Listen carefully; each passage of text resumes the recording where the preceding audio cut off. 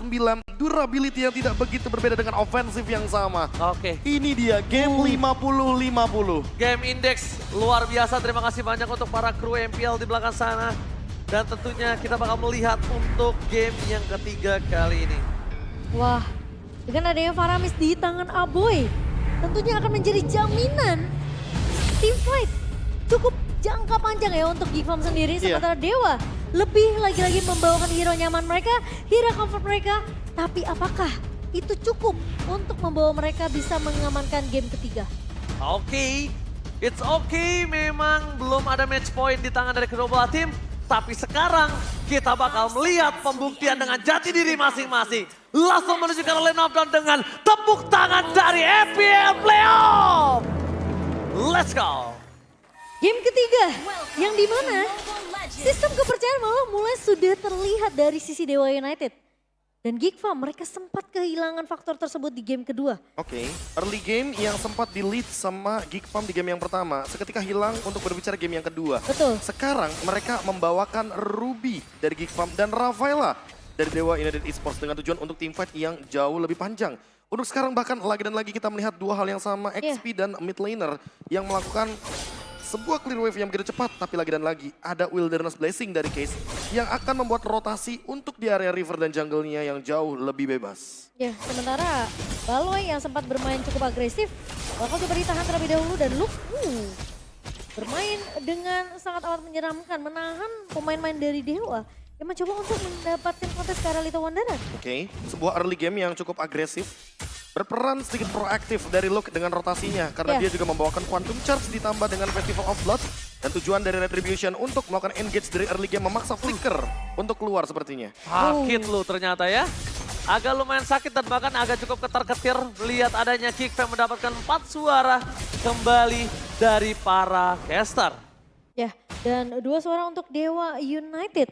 Karena Dixon harus sedikit menahan gempuran yang dibawakan oleh Luke di area bawah. Oke, adu poking damage di early game yang menurutku juga cukup bijak dari Dixon karena dia juga bawa Brave Smite. Gak perlu takut sama Luke-nya walaupun damage-nya mungkin lebih tinggi, tapi backup yang begitu cepat pun hadir dari Dewa United Esports dengan tujuan agar XP laner mereka tetap bisa melakukan setup di arah turtle-nya nanti. Ya, kalau aku ngelihat di game pertama Luke sangat amat menyebalkan dengan Yuzongnya. Di game kedua saat Cho dengan Chongnya. Di game ketiga ini siapa yang bakal mainin perannya nih? Mainin peran antagonisnya. Tapi antagonis yang diberikan oleh Geek Farm ternyata dia lebih agresif karena dia tahu dia dengan power Nile-nya seperti biasa dia akan memberikan sedikit pressure. Di balik itu semua Baloyski udah punya sisi yang bakal memberikan hentian pergerakan terhadap seorang Nile. Teamfight kembali sejak Netherlands setelah keluar. Terus sekarang belakang dan Retribution from Nile berhasil mendapatkan salto. Di balik itu semua mereka bisa memaksa teamfight untuk didapatkan tepakat. Memporak-porandakan Dewa United. Mereka kehilangan 2 playernya. Di depan sana Dixon bakal terzoning out dari laningnya sendiri. Zoning out laning, Purple-nya dimakan. Snowball dipegang Geek Farm hingga 1600 gold difference dan Aboy masih dapat bertahan tapi Luke gagal menyelamatkan sosok dari Aboy. Tapi dibalik itu semua Luke perkasa sekali, bahkan dia hampir bisa mendapatkan case dengan 2 point kill plus Dixon. Wah, kalau kita ngelihat tadi di area turtle team fight-nya itu kelihatan pemain-pemain dari Dewa United mereka nggak punya chance sama sekali untuk bisa melawan the top 5 Turtle Mania di tangan Nile. Ya, apalagi case-nya nggak ready juga dalam teamfight barusan. Belum ada reward manipulation dan Watt baru saja mengaktifkan Purify-nya. Ini akan menjadi informasi sehingga nanti Baloyski ready dengan Flicker dan mungkin saja akan ada sebuah inisiasi menuju ke arah gold lane.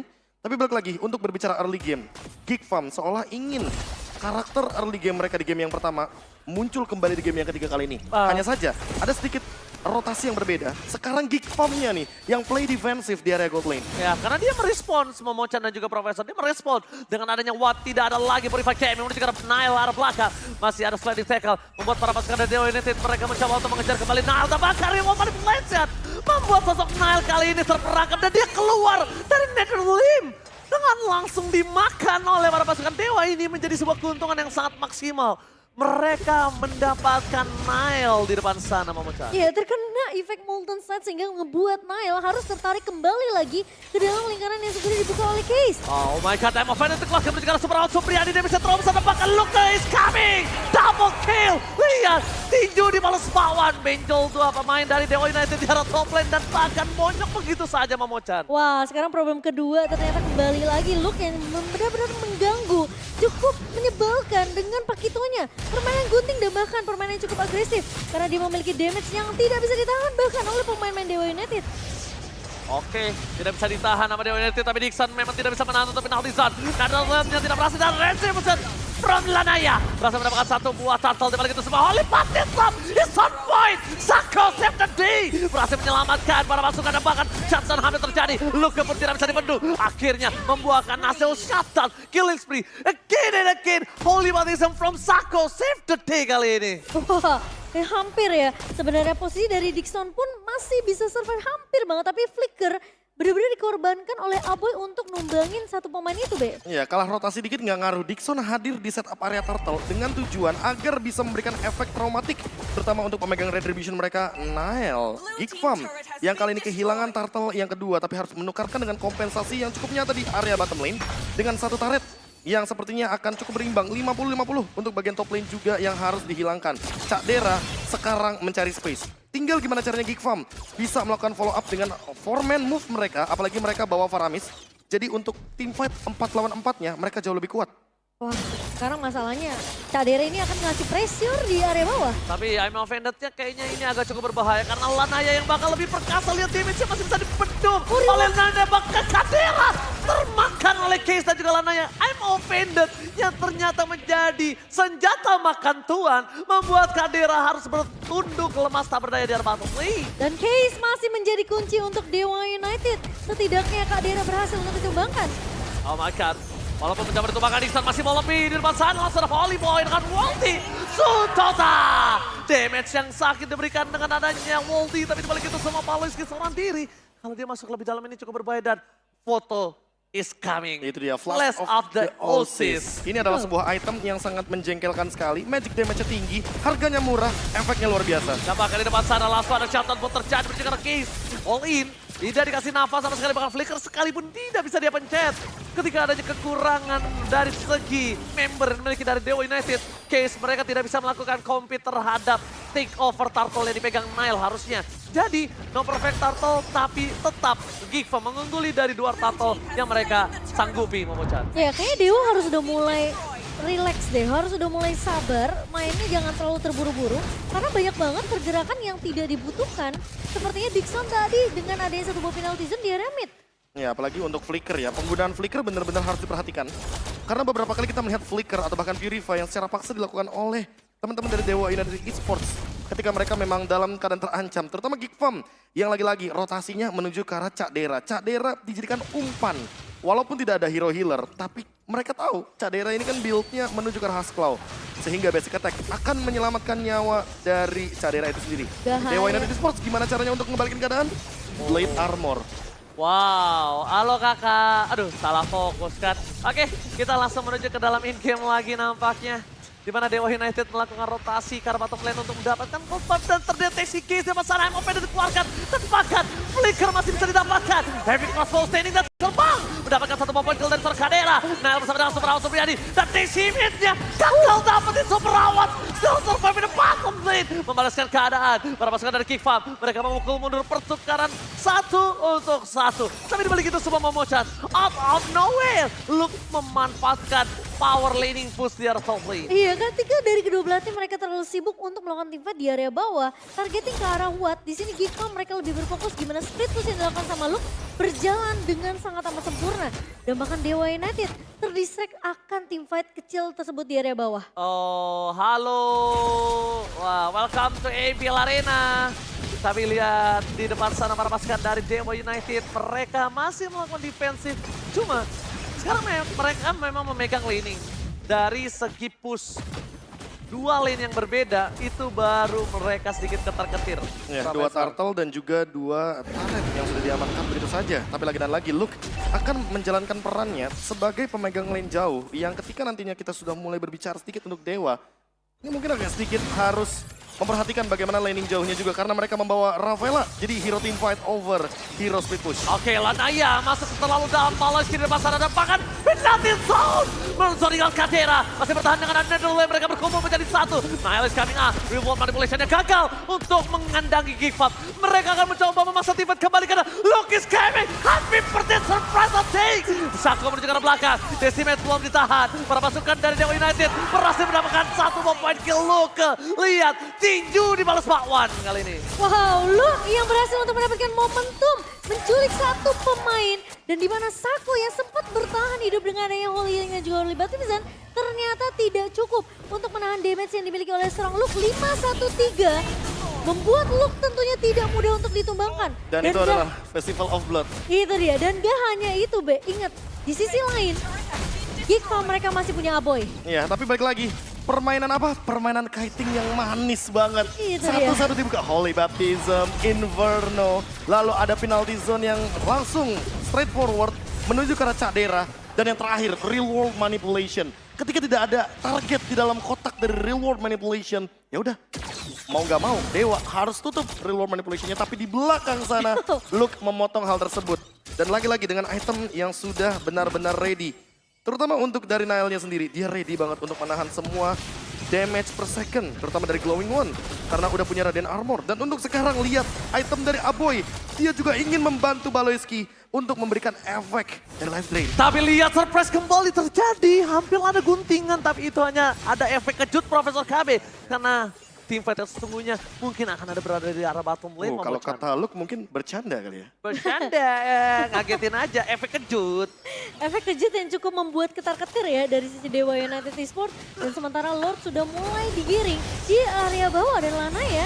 Oke, Lanaya kali ini terperangkap by movement dan flicker. Baloyski berhasil menangkap Dixon. Decimate is on point. Tertanam dan menghujam jantung dari seorang Dixon. Nile masih balap di dalam belakang seberang Supriyadi. Double kill Decimate-nya. Membuat para pasukan dari Dewa mereka kehilangan dari segi backline. Luka mencoba untuk memberikan sedikit pressure. Tapi Nile di depan sana berhasil keluar dari best Dewa United. Lihat Gigfam satu persatu. Body block yang terjadi. Agro turretnya membuat dua pemain Gigfam berhasil selamat. Itu smooth banget loh. Aboy yang pegangin semua damage targetnya. Karena walaupun dia tumbang nanti, ya paling-paling cuma 5 detik, 3 detik aja dia balik lagi. Agro Dengan turretnya. pasifnya. Dan itu dia. Sebuah agro target yang begitu manis. Komunikasi yang begitu berjalan selaras, Cimomo. Wow, dan bahkan tidak ada yang tumbang dari pemain Gigfam. Terlihat kepercayaan yang kita nantikan di game kedua sekarang sudah kembali lagi di game ketiga. Dewa United mereka yang udah mulai kewalahan. Gimana caranya? Space created ke arah Watt ini nggak terjadi. 4.000 gold, ini Itu dia dia. bonusnya Cimomo. 4.000 gold yang sekarang sudah di leading lagi dari 3.000 sampai dengan 7.000. Membuat Gigfam seharusnya bisa melakukan zoning out, terutama membuat efek sedikit traumatik nggak sih untuk Dewa United Esports ketika mereka berhadapan dengan Baloyski? Iya, masalahnya ini adalah Dixon harusnya dia inisiator. Tapi dia yang ditarik. Nah, Dan dia itu mau dia. flicker kemana? Dia nggak bisa menggunakan penalty zone untuk mundur karena nggak bakal ada efek apapun di Dia sana. jadi mubazir dan para pasukan dari Gig kalau udah ada penalty zone yang keluar, dia malah lebih pede dan percaya diri untuk team fight Momochan. Ya, masalahnya ketika dia ditarik dan satu buah yang offended, ini kelihatan Dixon mau nggak mau harus ngebuka penalty zone-nya untuk menahan pemain lini belakang dari Gigfam biar setidaknya awatnya tidak tersentuh. Dan Tapi sekarang ini dia Sako yang harus lagi dan lagi seperti di game yang pertama berperan sebagai cover. Bukan sebagai inisiator Cimomo. Karena dari tadi kita melihat Holy Baptism bukan untuk menghalau Luke ketika masuk. itu sebenarnya jadi alasan kenapa di game ketiga ini aku lebih seneng Sako ini bawa udah hero pick off aja. Hero pick off, hero yang bisa ngezoning. Karena kalau ngebawa hero seperti ini dari Rafaela yang harus nge-cover ke arah damage dealer-nya, Ya berarti dia harus shifting gameplaynya yang dia ubah. itu dia. Dan apakah Flash of the Oasis akan menyelamatkan nyawa dari Watt untuk kedua kalinya? Karena tadi yang pertama kita anggap itu sempat dengan momentum yang tepat. Betul. Apakah setelah Lord ini kita akan melihat efek penyelamatan itu terjadi kembali? Oke, walaupun terjadi kembali kali ini Watt udah punya antisipasi dengan ada Wind of Nature yang sudah jadi baru saja terjadi. Ada invasi di arah top lane. Dia coba dapetin satu buah turret, tapi di arah bottom lane-nya mereka masih bertahan dan begitu saja. Sampai Aboy bisa mendapatkan satu sosok, atau bahkan Poloski. Dua inisiator yang mereka pegang, Heavy Crossbow standing dan terbang setelah dikeluarkan dari Kadera. Poki damage terjadi, berikan super round Supriyadi. Lihat volleyball yang diberikan, membuat para pasukan dari Dewa berhasil selamat dari invasi Lord yang cukup perkasa. Dua turret masih dipegang, dia kehilangan satu buah turret di arah top lane, tapi nampaknya itu bukan sebuah masalah selama masih mendefense dan Aboy gagal mendapatkan super awat. Wow, dan kali ini Dewa United mereka masih bisa melakukan defense. Namun Luke sepertinya sudah mulai bersiap dengan immortality di tangan lagi. Kalau misalnya aku bilang dia maksa di arah bottom lane sekarang, ini malah yang ada mereka dibalikin keadaannya. Mereka masih ada terlalu kuat dengan Saku, mereka masih punya Purify dari Awat, masih ada Reward Manipulation, base turret masih dipegang. Kecuali Poloski bisa narik satu, siapapun itu. Oke, tapi Luke Belum ada dan kali ini gerakan terjadi. Another telah dikeluarkan. I'm offended membuat Lanaya terperangkap di depan sana dan bahkan Awat versus Long masih bertahan Holy Baptism-nya miss. Pasukan dari Giva mereka gagal ditumbangkan satu playernya. Kadera, Wind of Nature is on point. Wow. Udah bisa untuk one by one situation, tapi kasusnya sekarang Watt gak punya Purify, Watt gak punya Wind of Nature. Dan peranan Saku penting banget ya, Be ya? Iya, penting. Sepenting itu ketika Wattnya sendirian. Itu dia. Lagi dan lagi kita harus bilang bahwa shifting permainan dari initiator ke cover ini harus cepat dilakukan oleh teman-teman dari Dewa. Sebelum nantinya terlambat, apalagi nggak ada Wind of Nature. Apakah Wind of Nature-nya diubah nih untuk jadi Rose Gold Meteor? Menurutku nggak secepat itu juga. Karena mau nggak mau butuh timing lagi. Dan dia lebih membutuhkan Wind of Nature. Karena apa? Karena ada Martis dengan physical damage, walaupun ada true damage juga di sana. Dan tidak ada perubahan sama sekali. Wind of Nature masih ada di tangan Watt hanya saja.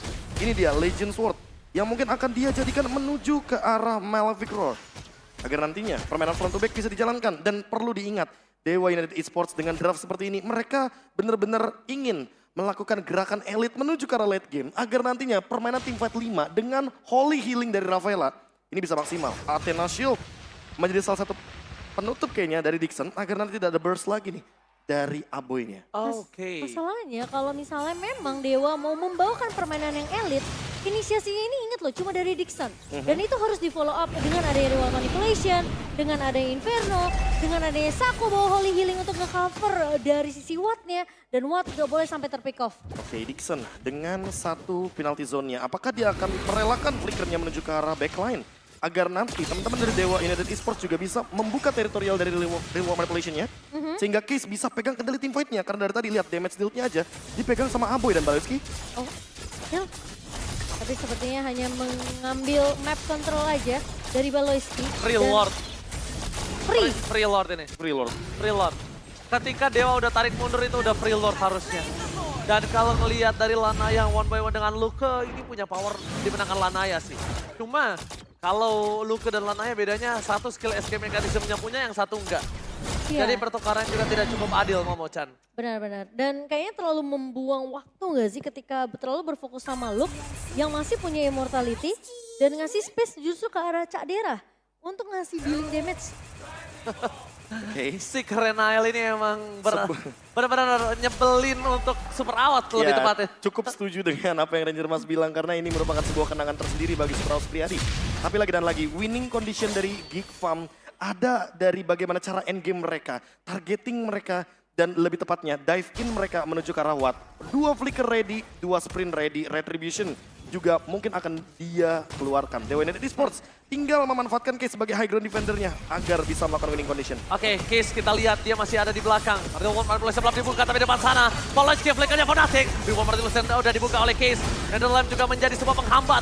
Tapi para pasukan dari Dewa mereka bakal coba dihajar dari arah belakang ke Case. Target utamanya berhasil didapatkan. Decimate menghujam jantungku. Para pasukan dari Dewa United mereka nggak punya lagi di sana adanya high ground defender. Mereka langsung menuju ke arah base-nya. Nggak peduli apapun yang terjadi. Bagi damage terjadi menuju ke arah super awal. Supriyadi dan penalty zone-nya for nothing. Poloski terperangkap masih ada immortality tapi Luke membuat Dixon mundur ke arah belakang dan ini bencana. Wipeout terjadi. Membuat game ketiga di tangan Geek Farm for real. Jati diri Geek Farm kembali hadir dan membuat para pasukan dari Dewa bertekuk lutut. Case yang hilang menjadi pemain yang ditargetkan terlalu bisa dibilang nggak bisa di-cover oleh pemain-pemain Dewa. Ini jadi sedikit kesulitan. Ya, aku setuju banget karena posisinya memang benar-benar kontradiktif dengan Lord. Dan aku melihat di sana ada Luke yang perlahan-lahan mencoba untuk melakukan deliver damage via jab-nya. Hanya saja, secara tidak sadar, Case lebih fokus sama Lord.